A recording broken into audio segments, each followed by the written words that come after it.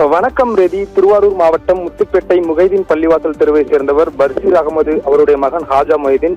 இவர் தனியார் தொலைக்காட்சியில் செய்தியாளராக இருந்து வருகிறார். இந்நிலையில் நேற்று இரவு வழக்கம் போல் செய்தி பணியை முடித்துவிட்டு வீட்டுக்கு வந்து சாப்பிட்டு தூங்கிக் கொண்டிருந்த நிலையில் சுமார் நள்ளிரவு 11:45 மணி அளவில் ஏற்கனவே கஞ்சா வழக்கில் கைதாகி விடுதலையில் வந்திருந்த சலீம் மகன் அப்துல் பாசித் தலைமையில் 3 பேர் கொண்ட கும்பல் ஹாஜா மொய்தீன் வீட்டுக்கு சென்று கதவை தட்டி உள்ளனர். அப்பொழுது அவரது மாமியார் கதவை திறந்த போது ஹாஜா மொய்தீனிடம் பேச வேண்டும் என்று அந்த கும்பல் கூறியுள்ளது. உடனே வீட்டுக்குள் இருந்த ஹாஜா மொய்தீன் வீட்டு வாசலில் சத்தம் கேட்டு பார்த்தபோது அவர்கள் காவல் நிலையத்திற்கு சென்றுள்ளோம், ஒரு வழக்கை எடுக்க மாட்டார்கள், நீங்கள் வந்து அது தொடர்பாக கூறி வழக்கை எடுக்க சொல்லுங்கள் என்று கூறி வந்தனர். அப்போது ஹாஜா மொய்தீன் வீட்டு வாசலில் இருந்து வெளியே வந்து பேசிக் கொண்டிருந்த பொழுது எதிர்பாராத வந்த 3 நபர்களும் பீர் பாட்டிலை எடுத்து அவரை சரமாரியாக தாக்கி வயிற்றில் குத்திவிட்டு சென்றுள்ளனர். மேலும் இந்த காட்சியானது அங்கு உள்ள சிசிடிவி கேமராவில் பதிவாகியுள்ளது.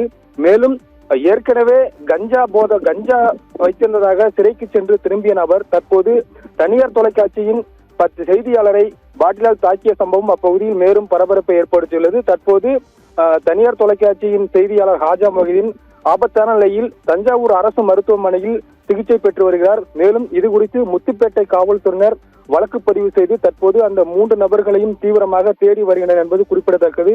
மேலும் கஞ்சா போதை கும்பல் செய்தியாளரை தாக்கிய சம்பவம் அப்பகுதியில் பரபரப்பை ஏற்படுத்தியுள்ளது. ரதி.